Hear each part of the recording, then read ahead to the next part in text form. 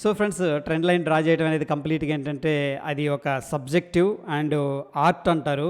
ఆర్ట్కి సైన్స్కి డిఫరెన్స్ ఉంటుంది friends. So art ఎప్పుడు ఇంప్రూవ్ అవుతుందంటే ప్రాక్టీస్ చేయడం ద్వారా, డైలీ వాచ్ చేయడం ద్వారా మాత్రమే ఆర్ట్ అనేది ఇంప్రూవ్ అవుతుంది. అదేవిధంగా ట్రెండ్ లైన్ డ్రా చేసేటప్పుడు మనం number of times, number of charts అనేది వాచ్ చేస్తూ అబ్జర్వ్ చేస్తున్నప్పుడు ఏంటంటే మనకు ఆ ఎక్స్పీరియన్స్ వల్ల ఓకే ఇక్కడ ట్రెండ్ లైన్ ఉంది అని చెప్పేసి మనకు అర్థమవుతుంది. ఫర్ ఎగ్జాంపుల్ ఫ్రెండ్స్, ఈ కేసులో మనకి ఇక్కడ ఈ 2 పాయింట్స్ని కలుపుతూ డ్రా చేసుకున్నట్టయితే చూడండి, ఈ పాయింట్ దగ్గర మనకి ట్రెండ్ లైన్ సపోర్ట్ అనేది తీసుకుంది.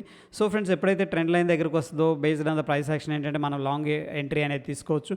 ఫర్ ఎగ్జాంపుల్ ఫ్రెండ్స్, మనం ఇక్కడ లాంగ్ ఎంట్రీ అనేది క్యాండిల్ పైన మనం తీసుకున్నట్టయితే అండ్ ఈ యొక్క క్యాండిల్ కింద స్టాప్ లాస్, ఈ యొక్క స్వింగ్ ఏదైతే ఉందో ఫ్రెండ్స్, ఆ స్వింగ్ కింద మన స్టాప్ లాస్ పెట్టుకోవచ్చు. ఇదైతే రీజనబుల్ స్వింగ్ అనిపిస్తుంది. రెండు బ్యాక్ టు బ్యాక్ క్యాండిల్స్ కనిపిస్తున్నాయి. అట్లీస్ట్ ఏంటంటే ఫ్రెండ్స్, మనం 1:2 అనేది ఎక్స్పెక్ట్ చేయాలి. సో ఈ కేసులో మనకి 1:2 రాలేదు, 1:1.8 రావడం జరిగింది. అగైన్ ఏంటంటే అక్కడ నుంచి కూడా మళ్ళీ బ్యాక్ అయిపోయి స్టాప్ లాస్ హిట్ అవడం అనేది జరిగింది. అదేవిధంగా ఫ్రెండ్స్, మనకి ఎప్పుడైతే ఈ యొక్క trend line down side break down జరుగుతుందో మనం బ్రేక్ డౌన్ అయిన క్యాండిల్లో ఫ్రెండ్స్ ఎంట్రీ అనేది తీసుకోవచ్చు. కన్ఫర్మేషన్ అయిన తర్వాత ఇప్పుడు మనం ఏం చేయొచ్చు అంటే ఫ్రెండ్స్, ఈ కేసులో ఈ పెద్ద క్యాండిల్ రీజనబుల్గా అనిపిస్తుంది. క్యాండిల్ పైన మనం స్టాప్ లాస్ అనేది పెట్టుకోవచ్చు ఫ్రెండ్స్. అట్లీస్ట్ ఏంటంటే 1:1.5, 1:2 అనేది మనం ప్రతి ట్రేడ్లో కూడా టార్గెట్ అనేది చేసుకోవాలి ఫ్రెండ్స్. అప్పుడు మనకి లాంగ్ టర్మ్లో ఏంటంటే ప్రాఫిట్ అనేది కనిపిస్తుంది, ఈవెన్ దో 50% సక్సెస్ రేట్ ఉన్నప్పటికి కూడా.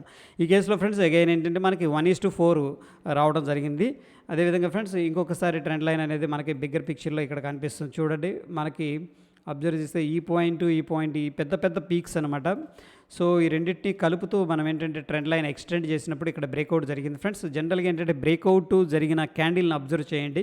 ఇక్కడ కన్సోలిడేషన్ తీసుకొని బ్రేక్అవుట్ జరిగింది. మనం ఏం చేయొచ్చు అంటే ఫ్రెండ్స్, జనరల్గా లాంగ్ పొజిషన్ అనేది ఆ క్యాండిల్ పైన ఎంట్రీ తీసుకోవచ్చు. అదేవిధంగా ఫ్రెండ్స్, మనం ఏంటంటే ఆ యొక్క రీసెంట్ ఇదైతే స్వింగ్లో రీజనబుల్గా అనిపిస్తుంది. సో ఈ పాయింట్ దగ్గర మనం స్టాప్ లాస్ అనేది తీసుకోవచ్చు.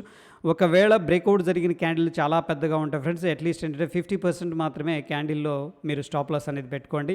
ఈ కేసులో అట్లీస్ట్ మనకి 1:2 అనేది మనం టార్గెట్ అయితే చేసుకోవచ్చు. ఈ కేసులో ఫ్రెండ్స్ 1:2.6 వచ్చింది. దాని తర్వాత రిట్రేస్ తీసుకుంది. బట్ స్టిల్ ఏంటంటే స్టాప్ లాస్ హిట్ అవ్వలేదు. ఓవరాల్గా ఒకవేళ హోల్డ్ చేసామనుకోండి ఫ్రెండ్స్, మనకి అక్కడి నుంచి కూడా దాదాపుగా 1:6 రిటర్న్ అనేది రావడం జరిగింది friends. So that is all about trend line friends. It is subjective. Thank you.